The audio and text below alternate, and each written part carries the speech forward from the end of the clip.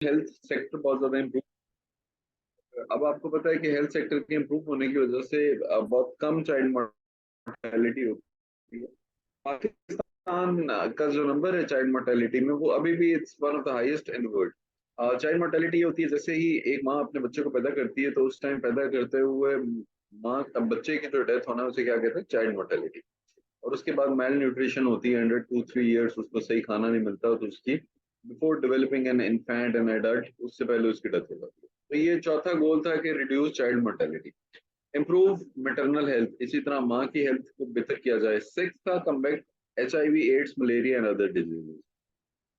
ये सन 2007-8 में एक बहुत ज्यादा बड़ी वेव आई दुनिया में HIV एड्स की, अमेरिका में और बाकी एरिया में, और मलेरिया आया और बाकी बहुत सारे डिजीज आए, इनसे कम्बैट करना। सेवन था इंश्योर एनवायरमेंटल सस्टेनेबिलिटी, और लास्ट वन था develop a global partnership for development.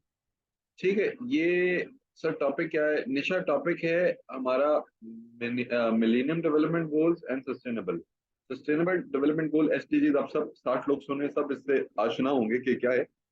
इससे पहले आए थे मिलेनियम डेवलपमेंट गोल, तो हम उसकी बात करें। सन 2000 में आए थे, 2015 तक टोटल थे 8 गोल्स। हाँ, इसको वर्ल्ड ने अचीव करना था, ठीक है। तो 8 गोल्स से या सच अचीव नहीं हुए, तो the need for new global development agenda.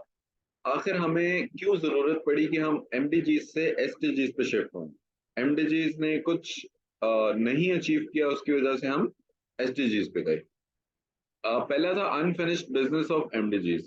MDGs ने सिग्निफिकेंट प्रोग्रेस की रिड्यूसिंग पॉवर्टी और एक्सेस टू एजुकेशन में, थोड़ा बहुत उसने अपना कारनामा दिखाया। जिस तरह आप देखें उस डेकेड में चाइना ने कितने सारे लोगों को पॉवर्टी से निकाला, इसी तरह अफ्रीका में UN के बहुत सारे मिशन गए। तो कुछ हद तक पॉवर्टी और एजुकेशन में बेहतरी आई, लेकिन बहुत सारे इश्यूज अनएड्रेस रह गए, जिसमें सबसे इंपॉर्टेंट है इनइक्वालिटीज। आपने देखा है कि अभी भी जेंडर इनइक्वालिटी बहुत ज्यादा सस्टेनेबल है, बहुत ज्यादा प्रिवेलेंट है। एनवायरमेंटल सस्टेनेबिलिटी, एनवायरमेंट पे एज सच MDGs काम करने में नाकाम हुए, तो उसकी वजह से जो है वो प्रोग्रेस जो है वो फर्दर नहीं हुई। ठीक है जी। उसके बाद जो अगला प्रॉब्लम है, need for more comprehensive approach for development. मतलब कि जो गोल था हमारा इनइक्वालिटी का, एनवायरमेंट का, और लास्ट वाला गोल, वो गोल हमारे अचीव नहीं हो सके, जिसकी वजह से हम SDGs पे गए। सेकेंड पॉइंट है जिसकी वजह से MDG से SDG पे शिफ्ट हुआ, वो है चेंजिंग ग्लोबल कॉन्टेक्स्ट। जिसमें आपने देखा दुनिया में अर्बनाइजेशन हो रही थी, टेक्नोलॉजिकल एडवांसमेंट हो रही थी, अवेयरनेस ऑफ क्लाइमेट चेंज हो रहा था। इन शिफ्ट की वजह से ये इम्पोर्टेंट हो गया, नेसेसिटेट हो गया। अ, आवाज सबको आ रही है, आपको नहीं आ रही? आप अपने साइड की, UN ने ये गोल बनाए थे फायदा, है ना? आप अपने साइड का मसला देखें, आवाज सबको आ रही है, आपका इशू होगा। देखिए दुनिया में मैं आपको पढ़ाया था ग्लोबलाइजेशन की 4 फेजेस है। पहले में यूरोपियन एक्सपेंशन थी, दूसरे में ब्रिटिश कोलोनियलिज्म थी, थर्ड में इंडस्ट्रियलाइजेशन एंड डीकोलोनाइजेशन थी, फोर्थ में हमारे पास टेक्नोलॉजिकल रेवोल्यूशन और डिजिटल एडवांसमेंट थी, और साथ अर्बनाइजेशन थी। तो सन 2000 से दुनिया का पैटर्न बदल गया। 2006 में यूट्यूब बनी, 2009 में व्हाट्सएप बना, 1998 में गूगल बना, 1994 में याहू बना, 1976 में माइक्रोसॉफ्ट बना। तो दुनिया में टेक्नोलॉजिकल एडवांसमेंट आई तकरीबन सन 2000 के बाद। टीवी आए, इंटरनेट आया, हाई स्पीड सेटेलाइट आई।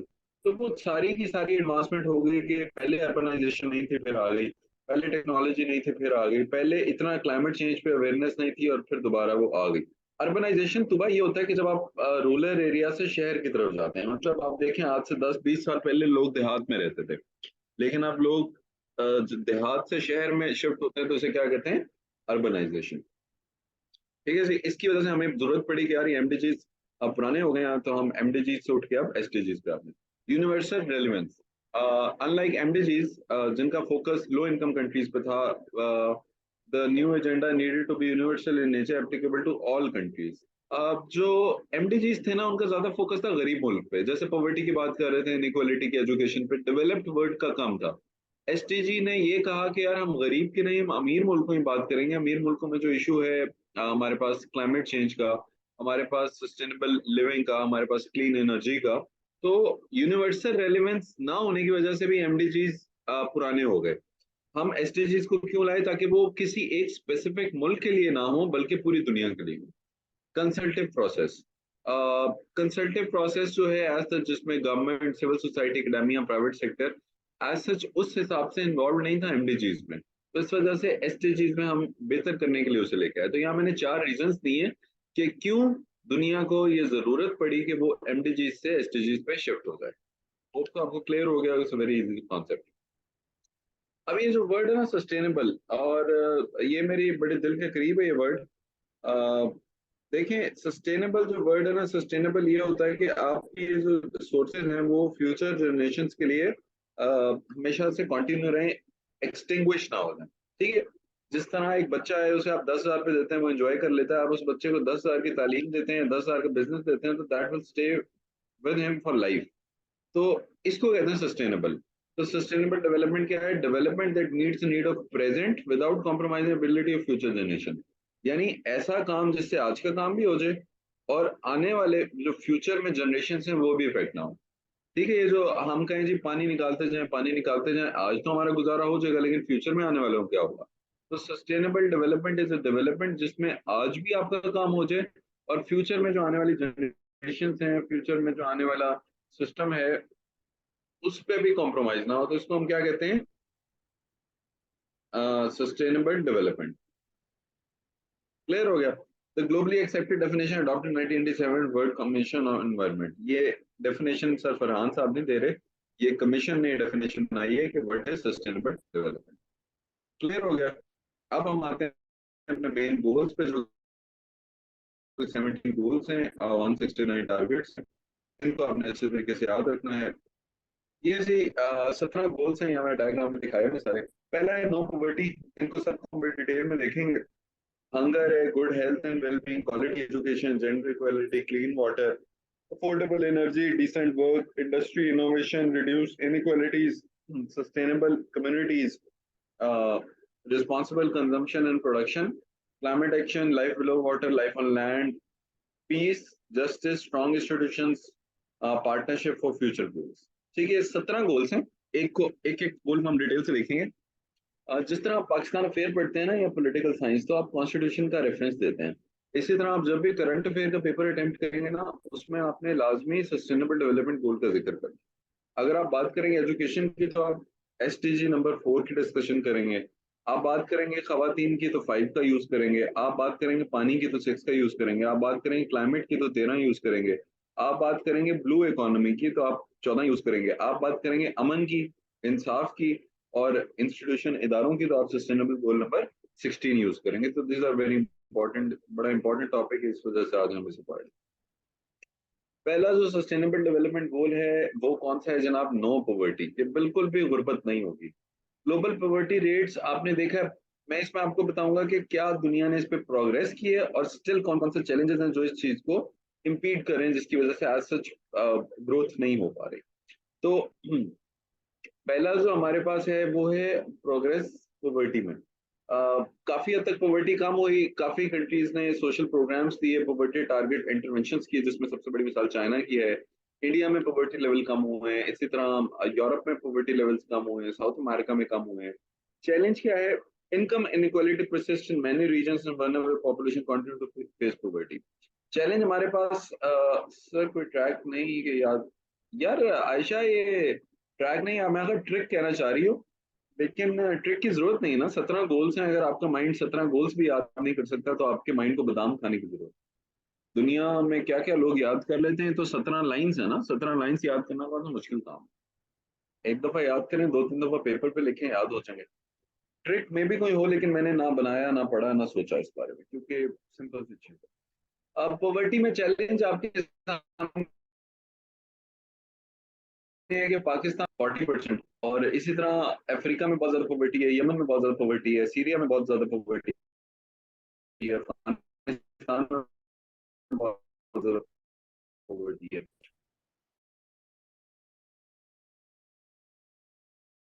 तो चैलेंजेस अभी भी प्रिवेल कर रहे हैं दुनिया में कि 25 डेज मुझे गेट खोल के आना है।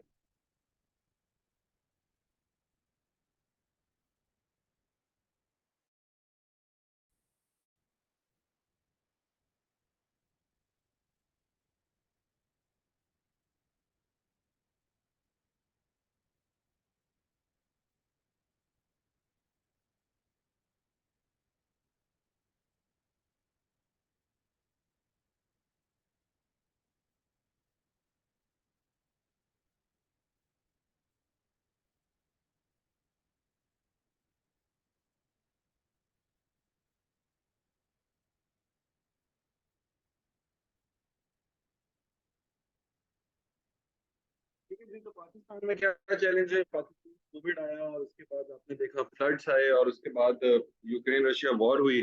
तो ओवरऑल ये जो हमारे यहाँ पॉवर्टी है ना, गुर्बत, वो बढ़ गई है।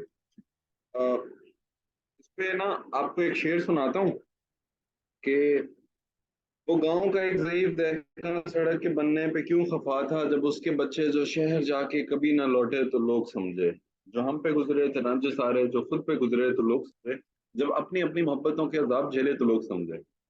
वो जिन दरख्तों की छांव में से मुसाफिरों को उठा दिया था, उन्हीं दरख्तों पे अगले बरस जब फल ना उतरे तो लोग समझे। तो हमारे यहाँ हम समझ नहीं पाए कि पॉवर्टी की कॉजेज क्या हैं। हम समझ नहीं पाए कि लोगों को हमने सस्टेनेबल लिविंग किस तरीके से देनी है। दुनिया में इतनी सारी इनोवेशन आ गई, इतनी सारी टेक्नोलॉजी आ गई, इतने सारे नए मेथड्स आ गए लोगों को पॉवर्टी से अपलिफ्ट करने के। एग्रीकल्चर डेवलपमेंट हो गई, रूरल डेवलपमेंट हो गई, लेकिन अनफॉर्चुनेटली हमारी हुकूमत कुछ नहीं कर पॉवर्टी एलिमिनेशन का। इसके अलावा इंडिया का है। तो पहला गोल क्या है कि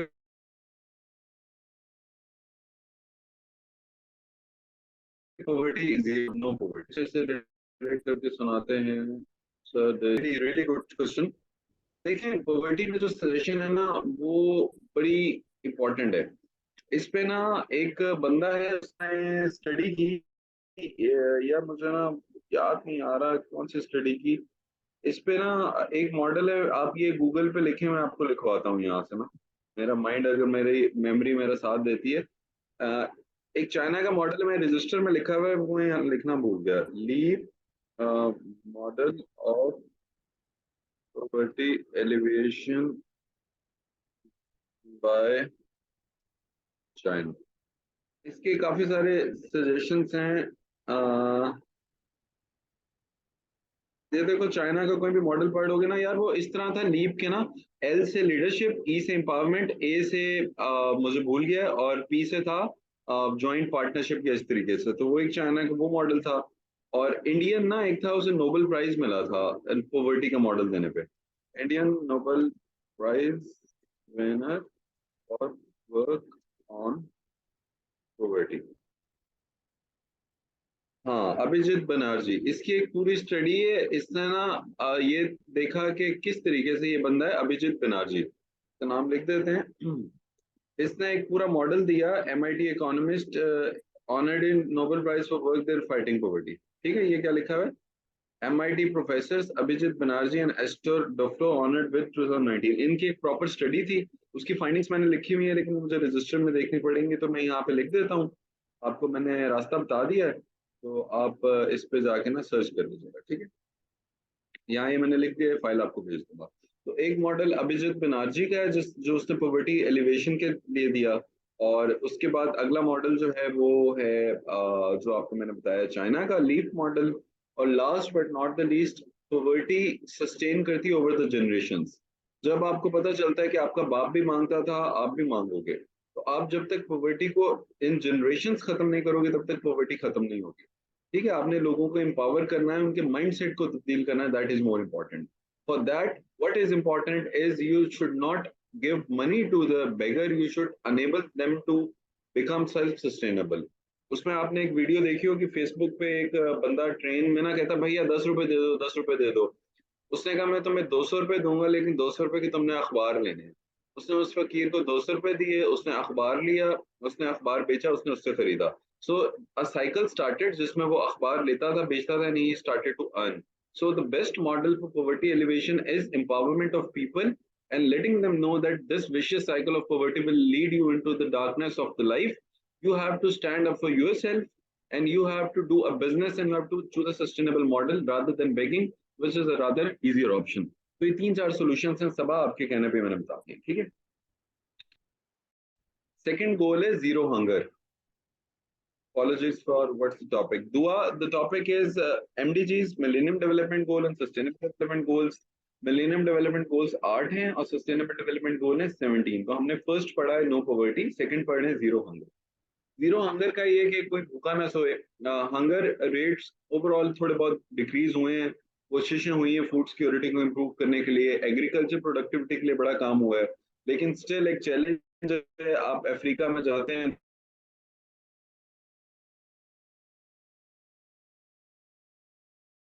तो आप देखते हैं कि न्यूट्रिशन लोगों की आंखों में आंसू हैं, परेशान है कि जिंदगी में हम क्या करें। तो ये बड़ा टफ हो गया उनके लिए। Status of food insecurity. Food insecurity Pakistan में जो है, Pakistan seventh largest wheat producer है, टेंथ लार्जेस्ट जो है वो राइस प्रोड्यूसर है, फोर्थ लार्जेस्ट है मिल्क प्रोड्यूसर, एट लार्जेस्ट है पोल्ट्री यानी मुर्गी में। और पाकिस्तान स्टिल ये सब कुछ प्रोड्यूस करते हुए भी 17% हमारी जो पॉपुलेशन है वो अंडर नरिश्ड है, और तकरीबन 40% जो हमारे बच्चे हैं वो फेस करते हैं स्टंटिंग। स्टंटिंग क्या होती है? रिड्यूस्ड ग्रोथ, जिसमें उनकी हाइट और उनके बाकी चीजें डेवलप नहीं करती due to malnutrition. Pakistan में फूड सिक्योरिटी का बड़ा इशू है। हमारी गवर्नमेंट को चाहिए कि इस चीज पे मेहनत करे और किसानों को फैसिलिटेट करे, एग्रीकल्चर लैंड को इम्प्रूव करे ताकि फूड अवेलेबिलिटी का इशू ना हो। थर्ड गोल है good health and well being. ये एक बड़ी इंपॉर्टेंट चीज है। हेल्दी माइंड होगा, हेल्दी बॉडी होगी तो आप आगे जा सकते हैं। हेल्थ केयर में आपने देखा कि कितनी लेटेस्ट टेक्नोलॉजीज आ गई है, वैक्सीनेशन का बड़ा अच्छा सिस्टम आ गया है। हर चीज की आप देखते हैं मॉडर्न दवाइयाँ आ गई, मॉडर्न ऑपरेशन आ गए हैं।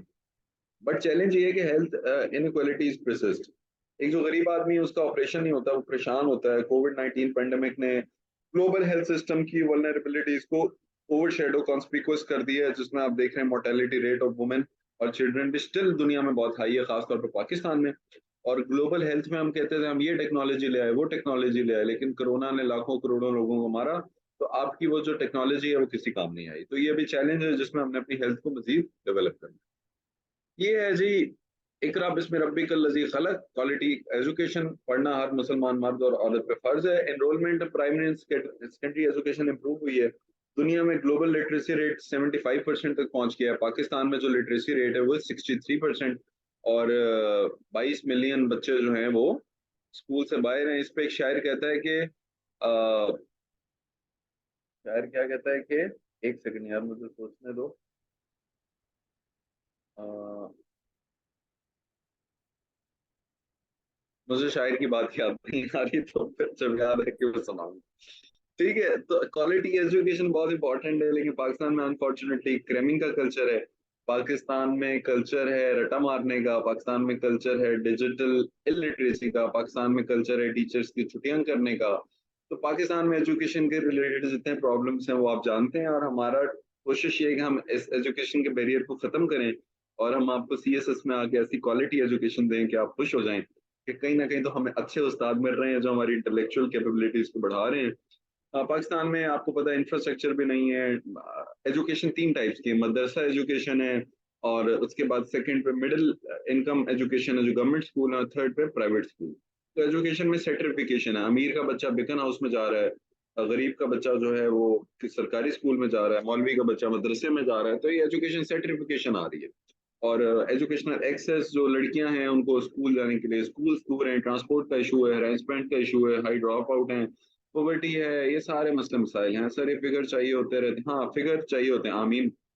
पाकिस्तान में आप जैसे टीचर्स का इजाफा होना चाहिए, आमीन इंशाल्लाह। हाँ ठीक है जी। उसके बाद क्वालिटी एजुकेशन पे हमने बात कर ली।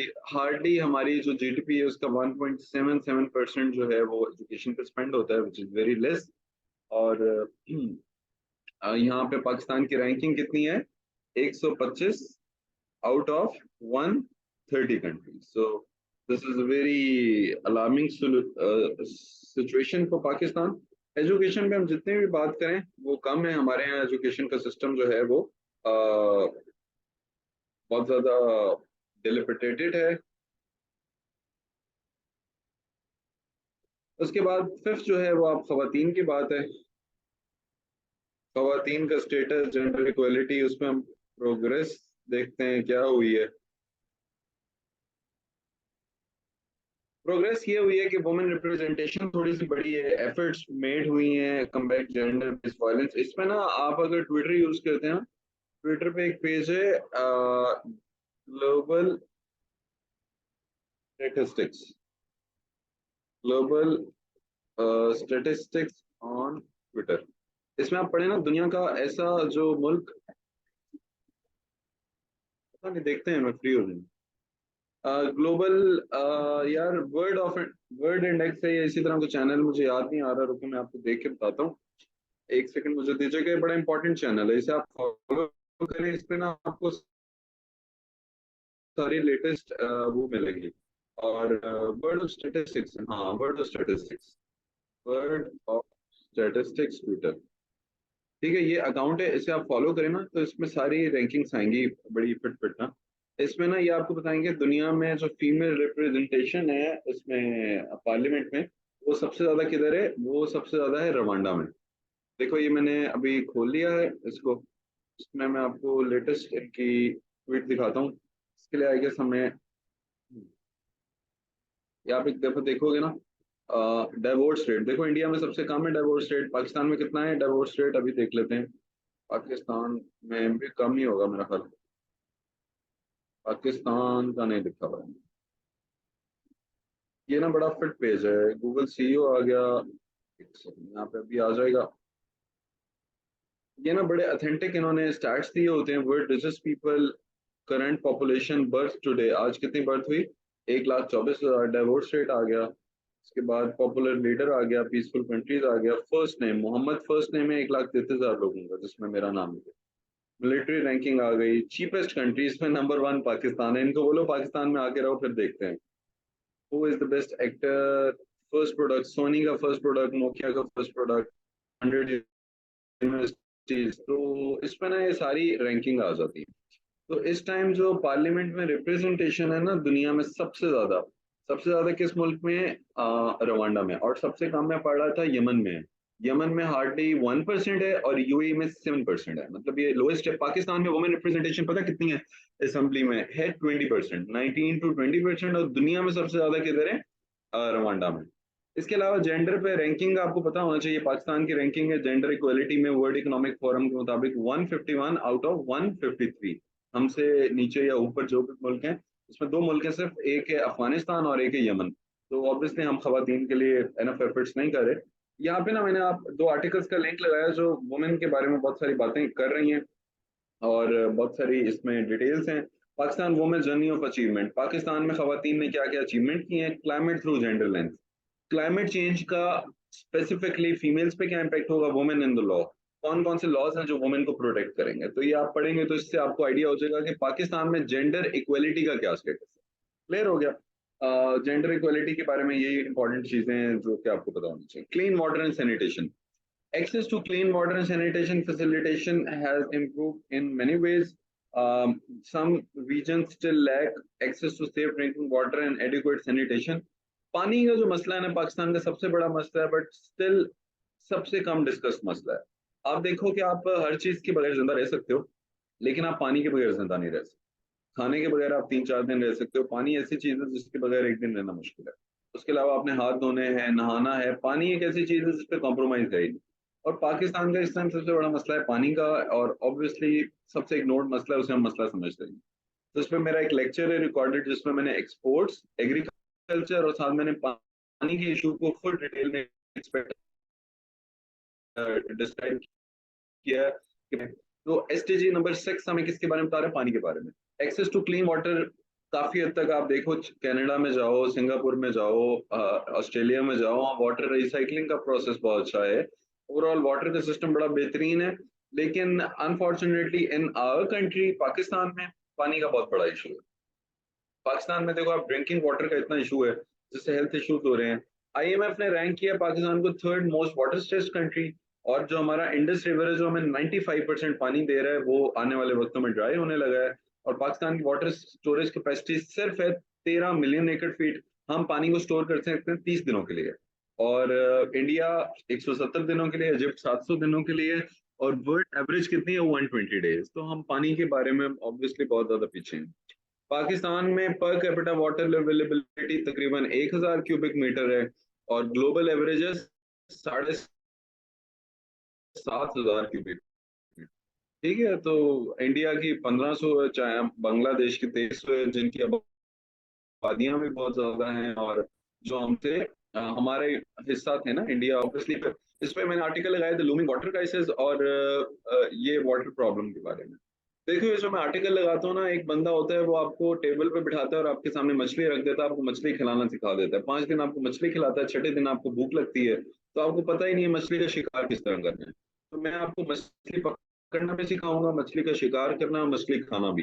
तो 95% कंटेंट मैं आपको दे देता हूँ। साथ ही मैं आर्टिकल्स का लिंक इसलिए लगाता हूँ ताकि आपकी इंटेलेक्चुअल कैपेबिलिटी बिल्ड हो। यू मस्ट अंडरस्टैंड कि आपने चीजों को पिक किस तरीके से करना है, आपने चीजों को इंटरप्रेट किस तरीके से करना है, and how you extract the best information, how you implement that. उस पर ऑब्वियसली मेरा एक लेक्चर रिकॉर्डेड है पेपर अटेम्प्टिंग टेक्निक का, जिसपे मैं बड़ी डिटेल में पेपर अटेम्प्टिंग टेक्निक पे बात की है। तो ये आर्टिकल्स का लिंक मैं इसलिए लगाया। ठीक है, पानी के बारे में जब भी बात हो आपने SDG नंबर 6 का जिक्र। सेवंथ है अफोर्डेबल एंड क्लीन एनर्जी। यार ये iPhone 4 आप लाइनें मत लगाओ, कॉनोटेशन ऑफ कर दो। रिन्यूएबल एनर्जी बहुत ज्यादा ग्रो हो रही है। फ्रांस जो है वो 30% एनर्जी अपनी रिन्यूएबल इससे बनाता है, न्यूक्लियर से। इसी तरह डेनमार्क है, इंग्लैंड है, वो बहुत ज्यादा काम करते हैं रिन्यूएबल एनर्जी पे, जिसमें विंड है, सोलर है और बाकी सारी टाइप्स ऑफ एनर्जीज हैं। और इसमें चैलेंजेस आप देख रहे हो कि फॉसिल फ्यूल को बहुत सारे रीजन्स कंटिन्यू कर रहे हैं। इंडिया की 60% एनर्जी कोल से बन रही है, चाइना की 70%, इंडोनेशिया की 50%। तो स्टिल दुनिया जो है वो रिन्यूएबल एनर्जी पे नहीं आ रही, बल्कि उनका फोकस अभी भी किस पे है, नॉन रिन्यूएबल, जिसमें कोयला है, फॉसिल फ्यूल है, इस पे फोकस बहुत ज्यादा है। ठीक हो गया। तो सातवां जो चैलेंज है वो किस पे है, रिन्यूएबल एनर्जी और अफोर्डेबल एनर्जी। आप देखो कि आपके बिजली का बिल इतना ज्यादा आता है, किसी को कांटों से चोट पहुंची तो किसी को फूलों ने मार डाला, जो इस मुसीबत से बच गए थे उन्हें असूलों ने मार डाला। किसी को फुर्सत नहीं कि सोचे खामोशियों का जहां क्या है, यहाँ किसी से ना पूछ लेना आंसुओं की जुबान क्या है। बिजली के बिल आता है सामने तो आपकी आंखों में आंसू आ जाते हैं। आपने AC 5 मिनट चलाया, बिल 5,000 आ गया। तो हमारा टारगेट क्या है कि बिजली अफोर्डेबल भी होनी चाहिए और क्लाइमेट फ्रेंडली भी होनी चाहिए। उसमें मैंने 2-3 आर्टिकल्स बताए हैं जो पाकिस्तान में इंडिपेंडेंट पावर प्रोड्यूसर्स, जिसे हम IPPs कहते हैं, कहाँ से सर्कुलर डेप्थ का कॉन्सेप्ट आया, सर्कुलर डेप्थ क्या होता है, IPPs क्या होते हैं, उसकी डिटेल्स हैं। और इसमें ये बड़ा अच्छा आर्टिकल है कि कन्वर्ट रिन्यूएबल एनर्जी, कि किस तरह गवर्नमेंट अब रिन्यूएबल एनर्जी पे जाने के बारे में सोच रही है, और जो वादे हैं उनको देखते हैं निभाते हैं कि नहीं निभाते। ये आर्टिकल पढ़ के आपको बहुत सी चीजें क्लियर हो। ये मैंने एक फैक्ट बुक साथ लगाई है।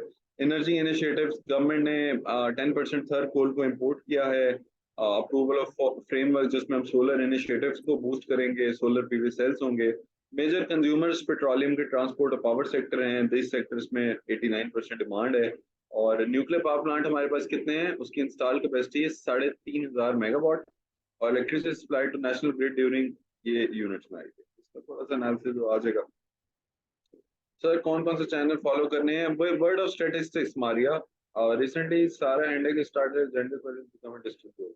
अच्छा मुझे उसका नहीं पता दुआ। 0.5 सेंट अबाउट सेट, वाह फिर तो फिट है सर, आप सच में बहुत अच्छे टीचर है, thank you, my favourite poetry, thank you sir. Please ये PDF obviously this file is your, आप सबको मिल जाएगी, हमें भी अपनी पोएट्री याद लगती है। हाँ यार ये वो कुछ शेर हैं जो मैंने याद किए, मैं वही आगे पीछे आपको सुनाता रहता हूँ। कुछ और भी याद करने की कोशिश कर रहा हूँ, देखो कब याद होता है। Decent work and economic growth, हर लड़की चाहती है जब वो वर्क प्लेस पे जाए उसको इज्जत मिले और एहतराम मिले, अच्छी वर्किंग एनवायरनमेंट हो। हर लड़का चाहता है कि उसका बॉस अच्छा हो। जब आपकी वर्क एनवायरनमेंट अच्छी होती है तो आपकी प्रोडक्टिविटी इंक्रीज होती है। जब आप वर्क एनवायरनमेंट में पॉलिटिक्स में लग जाते हो, आपको खाने की टेंशन होती है, AC की टेंशन होती है, आपको इंटरनेट की टेंशन होती है, तो आप अपना काम नहीं करते। तो सस्टेनेबल डेवलपमेंट गोल में हमने ये बात की है कि दुनिया तभी आगे जाएगी जब आपकी वर्क एनवायरनमेंट बेहतर होगी और साथ साथ आप इकोनॉमिक ग्रोथ को अचीव करेंगे। नाइन्थ पॉइंट है इंडस्ट्री इनोवेशन एंड इंफ्रास्ट्रक्चर। देखें मैंने आपको क्या बताया था, दुनिया ने MDG से SDGs पे शिफ्ट क्यों किया, क्योंकि हमारे लिए इंपॉर्टेंस हो गई थी इसकी SDGs की बहुत ज्यादा। क्योंकि MDGs बहुत सारी चीजों को एड्रेस नहीं कर रहे थे, MDGs में कहीं इंडस्ट्री इनोवेशन इंफ्रास्ट्रक्चर का जिक्र नहीं था। तो इस वजह से हमने SDG में इसे इन्वॉल्व किया। इंफ्रास्ट्रक्चर डेवलपमेंट इनोवेशन बहुत सारी जगह इंप्रूव हुई है। आप सिंगापुर में चले जाएं, इकबाल का एक शेर है, वो कहता है कि मैं वे हैरत हूँ, हाँ आंख जो देखती है लब पे आ सकता नहीं, मैं वे हैरत हूँ दुनिया क्या से क्या हो जाएगी। तो जब आप दुबई जाते हैं, जब आप इंग्लैंड जाते हैं, सिंगापुर जाते हैं, अमेरिका, चाइना, तो आपकी आंखें जो देखती हैं वो आपके अल्फाज बयान नहीं कर सकते। क्योंकि इंफ्रास्ट्रक्चर डेवलपमेंट ऐसी बेहतरीन हो गई, ऐसी बिल्डिंग्स बन गई, ऐसी इनोवेशन आ गई कि इंसान कहता है कि कमाल है यार। इसमें चैलेंज क्या है कि टेक्नोलॉजी और इंफ्रास्ट्रक्चर का बेनिफिट क्या है, अनइवन है। जो गरीब है, रूरल एरियाज है, वहां पे उनको कुछ भी नहीं पता, जो जिनके पास टेक्नोलॉजी वो अमीर हो रहे हैं। तो वैंस यू हैव टेक्नोलॉजी, आप दिन ब दिन अमीर होते हैं। और जब गैप बहुत ज्यादा आ जाता है तो उससे फिर इकोनॉमिक इनइक्वालिटी आती है। ये आर्टिकल बड़ा कमाल है, जो आपको पर्सपेक्टिव क्लियर करेगा अबाउट लॉट ऑफ थिंग्स। ये एक जर्नी है, journey from agriculture economy to infrastructure and technology. देखो, दुनिया की जो अभी टॉप इकोनॉमीज है ना, ये जो मैंने आपको पेज बताया वर्ड ऑफ स्टेटिस्टिक्स, जब आप इस पे जाओगे ना, तो इसमें ये सारा का सारा एनालिसिस आ जाएगा। ये देखो, कार्बन डाइऑक्साइड की एमिशंस आ गई हैं, जेवलिन थ्रो के बारे में आ गया, बेस्ट कुजीन्स के बारे में आ गया। तो जब आप ये पढ़ोगे ना, तो आपको आइडिया हो जाएगा कि दुनिया में जो इस टाइम टॉप इकोनॉमीज है ना, they have shifted from agriculture economy to industrial economy. क्योंकि एग्रीकल्चर में पैसा नहीं है, पैसा है इंडस्ट्री में। आप तकरीबन 100 मुरब्बे की जमीन लगाते हो, उस पर काश्तकारी करते हो, उससे आप $1 बिलियन कमा लो। लेकिन आप अगर 10 मरले पे सेमीकंडक्टर की फैक्ट्री लगाते हो, तो उससे आप $10 अरब कमा लोगे। एक एग्जांपल दे रहा हूँ। तो पैसे की जो ग्रोथ है ना, जो आने के चांस ज्यादा है, वो स्किल्ड वर्क में। एग्रीकल्चर फिर भी स्किल्ड वर्क है, लेकिन फिर भी अनस्किल्ड में उसका शुमार ज्यादा होता है। तो दुनिया अब ट्रांसफर किससे कर रही है?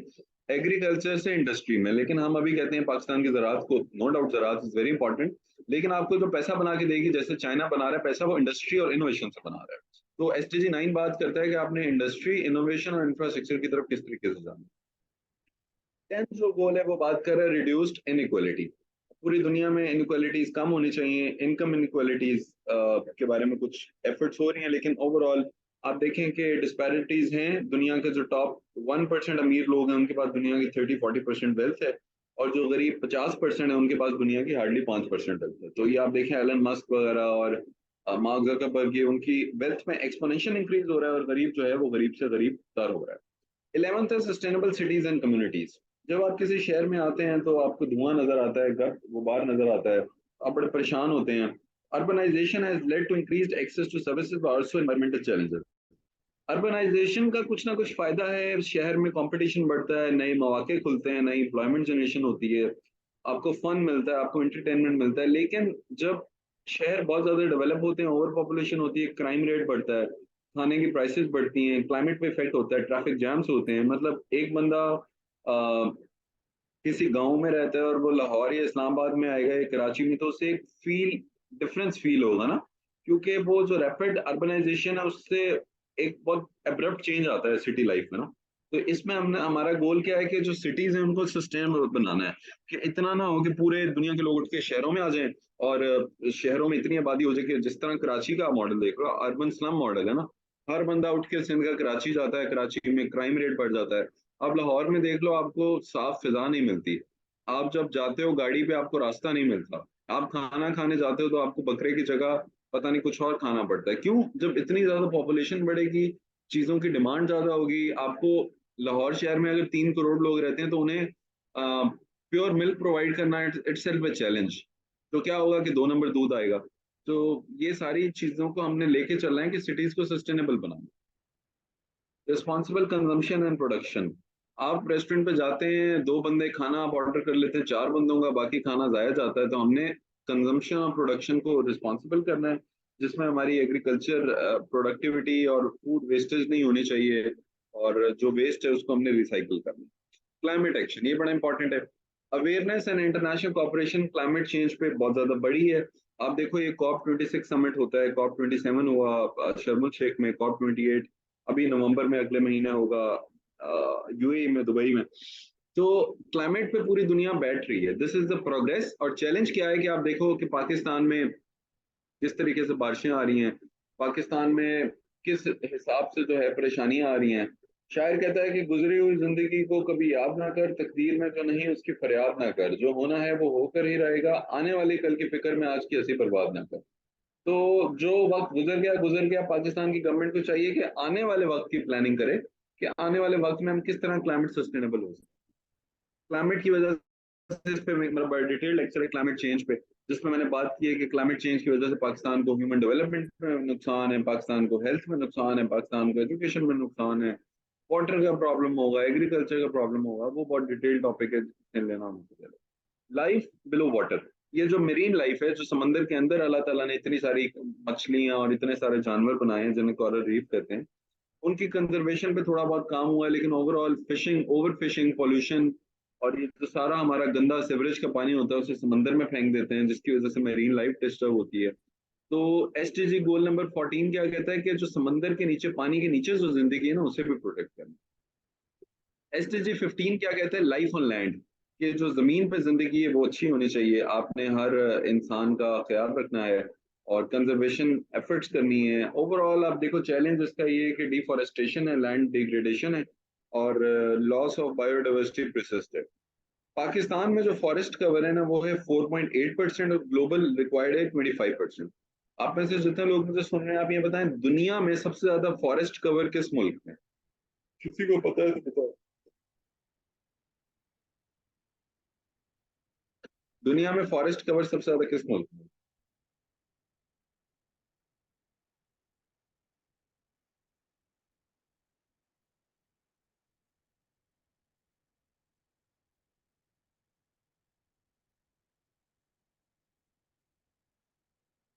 ओ 20, इतनी स्पीड है यार। अफ्रीका नहीं, नहीं अफ्रीका नहीं यार, ये है भूटान भी नहीं, ये है फिनलैंड में, फिनलैंड। ये भी आप वर्ड ऑफ स्टेटिस्टिक्स पढ़ो।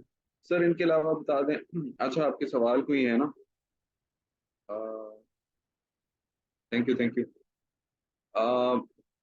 सर एसडीजी इम्प्लीमेंटेशन यूएन अपने डिफरेंट बॉडीज के लिए, हाँ डिफरेंट बॉडीज करती हैं वो, आगे आगे बताऊंगा मैं। तो एसडीजी आगे पीछे करके लिख सकते हैं, नहीं सीक्वेंस इंपॉर्टेंट है निशा, सीक्वेंस इंपॉर्टेंट है। एग्रीकल्चर हो ही नहीं तो फूड सोर्सेज किधर से? Agriculture, Maria Maria agriculture is important, but my point है कि एग्रीकल्चर इज इम्पोर्टेंट लेकिन उससे ज्यादा आपको पैसा बना के इंडस्ट्री देगी। अब इंडस्ट्रियल, यार हसन, हसान है हसन, ये बड़ा आपका डीप और टेक्निकल सवाल है। इस पे ना मैं लेक्चर एक मेरा है उसमें इंडस्ट्रियल प्रॉब्लम्स को डिस्कस करता हूँ। पाकिस्तान में इंडस्ट्रीज की बहुत सारी प्रॉब्लम्स हैं जिसमें हमारी कंड्यूसिव पॉलिसीज नहीं है इंडस्ट्रीज के लिए। उसके अलावा प्रॉब्लम ये आता है कि इंडस्ट्रीज को सस्ती बिजली नहीं मिलती, फिर वो कुछ एक्सपोर्ट करते हैं तो वो एक्सचेंज रेट का इशू आता है, तो there are lot of. COP है तुबा, conference of parties, conference of parties है, ये बात करती है क्लाइमेट चेंज पे। ये सबसे ज्यादा फॉरेस्ट कवर है जी इधर आपको अभी मैंने बताया रशिया नहीं, फिनलैंड। ठीक है। लाइफ ऑन लैंड डिफॉरेस्टेशन, हमारे यहाँ जंगल काटे जाते हैं हर जगह और उससे पैसा कमाया जाता है। 16वां पॉइंट है जो हमारे दिल के बड़ा करीब है कि पीस, जस्टिस और स्ट्रॉन्ग इंस्टीट्यूशन, अमन और अमान को प्रमोट करना, जिसमें आपने जंग को रोकना है और आपने जस्टिस, इंसाफ देना है और इंस्टीट्यूशंस को स्ट्रॉन्ग बनाना है। पीस को प्रमोट करने के लिए इंस्टीट्यूशंस हैं जिसमें world peace, world justice project है और सबसे important United nation security council है जो पूरी दुनिया में सिक्योरिटी को इंश्योर करती है। इंसाफ के internationally international court of justice है और हर मुल्क का सुप्रीम कोर्ट, हाई कोर्ट होता है और इंस्टीट्यूशंस तो डिफरेंट है, तो उस पर काम होता रहा। लेकिन चैलेंज क्या है कि कॉन्फ्लिक्ट आ जाते हैं। जिस तरह यूक्रेन रशिया वॉर हुई तो हम पीस को अटेन नहीं कर सके, वॉर हो गई। सूडान में वॉर चल रही है, यमन में वॉर चल रही है, ईरान और सऊदी अरब की वॉर की अभी कुछ बेहतर हुई है, इराक में वॉर चलती रहती है, तो हम कॉन्फ्लिक्ट की वजह से वॉर को नहीं रोक पा रहे। हमने जस्टिस प्रोवाइड करना है लेकिन हम करप्शन कर रहे हैं, हर बंदा हर लेवल पे करप्शन कर रहा है और इंस्टीट्यूशन बहुत ज्यादा वीक है, इंस्टीट्यूशनल फ्रिक्शन है। आप देखोगे नैब और एफआईए की नहीं बनती, नैब और सुप्रीम कोर्ट की नहीं बनती, सुप्रीम कोर्ट किसी और की धुलाई कर रहा होता है, तो इंस्टीट्यूशन फ्रिक्शन दुनिया में बहुत ज्यादा है। और इसमें हमारी रैंकिंग अगर आप देख लें तो पुअर रैंकिंग और जस्टिस इंडेक्स हमारी कोई 130 बाय 140 है। रूल ऑफ लॉ इंडेक्स में हम कोई 120 बाय 140 है और करप्शन इंडेक्स में आई गेस हम हैं 140 ऑन 180, इस तरह का इंडेक्स है। पार्टनरशिप फॉर गोल्स, पार्टनरशिप हम करेंगे तो फिर ही हम गोल्स को अचीव कर सकेंगे। Varies by region and country note achievement, इसमें ये लिखा हुआ है कि देखो जी सस्टेनेबल डेवलपमेंट गोल पे ना कहते हैं आप जितना गुड़ डालोगे उतना मीठा होगा, आप जितनी एफर्ट करोगे उतना आप गोल्स को अचीव करोगे। पाकिस्तान के स्टेटस को देखते हैं। Sustainable development goals index and dashboard prepared annual and development report, ये एक रिपोर्ट बनाई है sustainable development goal and index ने 2030 तक के गोल्स के साल हिसाब से। उसमें पाकिस्तान की रैंकिंग देखो बड़ी इंपॉर्टेंट है। रिपोर्ट के मुताबिक Pakistan rank 128 this year out of 166, तो आप देख लो कि पाकिस्तान की कितनी बुरी रैंकिंग है और उसमें हमारा पिछले साल रैंक क्या था, 125। अब जनाब हम 125 से मजीद नीचे चलेंगे 128 पे, आउट ऑफ 166 कंट्रीज। तो 2023 में हमारा रैंक है 128 और 2022 में रैंक था 125 और current below than regional average. जो हमारे रीजन का है ना, मतलब साउथ एशिया का, बांग्लादेश, इंडिया, श्रीलंका, अफगानिस्तान का स्कोर वो कितना है, 67 एवरेज, और हमें 59 पे आउट ऑफ 100। ओवरऑल हमारी सस्टेनेबल डेवलपमेंट गोल पे बहुत बुरी प्रोग्रेस है। ओवरऑल जो हमने असेस किया, तो हमने कहा हमने 6 गोल्स में इंप्रूव किया है, जिसमें हमने पॉवर्टी में थोड़ा सा इंप्रूव किया। गोल नंबर 6 वाटर पे हम काम कर रहे हैं, रिस्पॉन्सिबल कंजप्शन पे, क्लाइमेट एक्शन पे, लाइफ बिलो वाटर, इस पे हम थोड़ा बहुत जो है ना वो हमारी प्रोग्रेस आ रही है। उसके अलावा जो बाकी 10 गोल बुलाया कुछ नहीं। How are SDGs supposed to be implemented? Implement किस तरह होती हैं? All member states should develop as soon as practical, ambitious, national responsive overall implementation of agenda. हर मुल्क खुद रिस्पॉन्सिबल है कि वो एक एजेंडा बनाए और एक प्रोग्राम एक्शन बनाए, can build on existing planning instrument such as national development. उसको हम क्या करें कि हर मुल्क का जो नेशनल डेवलपमेंट का प्लान बनता है सालाना, तो उस प्लान में हम उसे इंडक्ट कर दें और उस प्लान के मुताबिक उसको मजीद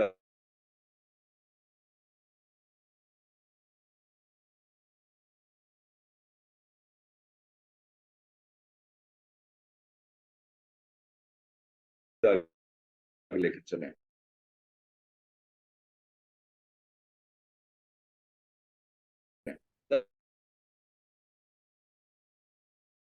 गवर्नमेंट है, सब रीजनल इंस्टीट्यूशंस हैं, इंटरनेशनल इंस्टीट्यूशंस की हेल्प से, एकेडमिया और फिलेंथ्रोपिक ऑर्गेनाइजेशन की मदद से, और last but not the least volunteer groups की मदद से। फिलेंथ्रोपिक ऑर्गेनाइजेशन जैसे ईदी फाउंडेशन है, चिपा फाउंडेशन है, वो लोगों की मदद करें। जिस तरह आपने सुना होगा द सिटीजन फाउंडेशन, वो एजुकेशन को प्रमोट कर रही है। इसी तरह हेल्थ पे ये जो होगी, रिव्यूज ऑफ प्रोग्रेस, उसमें रेगुलर रिव्यूज होंगे और बहुत सारे उसमें एक्टर्स इन्वॉल्व होंगे। और लास्टली स्टेक होल्डर कौन है? हम, we the people affected most by the need of this goal must keep our government accountable to the 2030 sustainable development goals. हमारा लेक्चर एंड हो गया है। आपका कोई सवाल है तो आप मुझसे पूछ लें। ये फाइल आप सबके पास, मेरा नंबर होगा, ये फाइल आपको मैं भेज दूंगा और मैं हमको भेज दूंगा। सर गूगल में रशिया आ रहा है यार, मैंने जहाँ पढ़ा है वो हाँ, ये जो ताहा कह रहा है ना, दैट माइट बी राइट। सरीनाम और फिनलैंड के दरमियान में कंफ्यूज था, तो हो सकता है दैट वुड बी सरीनाम। रशिया का क्योंकि लैंड एरिया सबसे बड़ा है, तो प्रोबेबली रशिया, सरीनाम और फिनलैंड इनके दरमियान कुछ है। अच्छा, the only carbon positive country में ना फॉरेस्ट कवर 70% है, तो वो कार्बन एमिट कम करते हैं, एब्जॉर्ब ज्यादा करते हैं। सर गूगल पे Russia, don't you think I से, जब मैंने, हाँ, दुआ, यू आर राइट, इंटरनेट है, लेकिन उसमें ऑब्वियसली बिग पावर्स का रोल है। सर हमें करंट अफेयर की लिस्ट कब देंगे?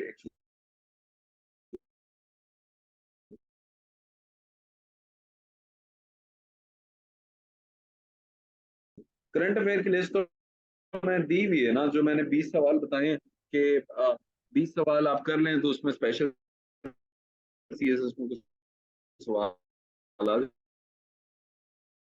जाएगा। सर पाकिस्तान के बहुत से गोल्स में फेल है। और व्हाट्सएप नंबर मैं बता देता हूँ सर, ग्रुप में शेयर में, करंट अफेयर की लिस्ट कब देंगे? दे देंगे जी सर, मेरी कंप्लीट प्रिपरेशन के नोट्स पर है एनफ। हाँ हाँ, एनफ है यार। देखो सीएसएस अच्छे हैं मेरे, लेकिन जाहिर सी बात है दुनिया में कोई चीज परफेक्ट नहीं है, और मैं कोई सीएसएस का एग्जामिनर नहीं हूँ, एफपीएससी का चेयरमैन नहीं हूँ। I have tried my best with my experience, but आप अपनी एफर्ट्स को जारी रखें। ये लिस्ट भेज दूंगा जिस जिसको चाहिए। 2024 के लिए मैंने अभी सवाल नहीं बनाया। अब वो 20 लोगों को हाइफा, हाइफा होती है, is there any good question, लेकिन इसका जवाब मेरे पास नहीं है। मैं भी कोई देते हूँ, लेकिन मैं गवर्नमेंट में जब जाऊंगा फिर बताऊंगा। सिर्फ क्वेश्चन अटेम्प्ट करने का। इकरा उमर, इस पे मेरा लेक्चर रिकॉर्डेड है, paper attempting technique. Current affair के ट्विटर पे कौन कौन से account? This is a very good question.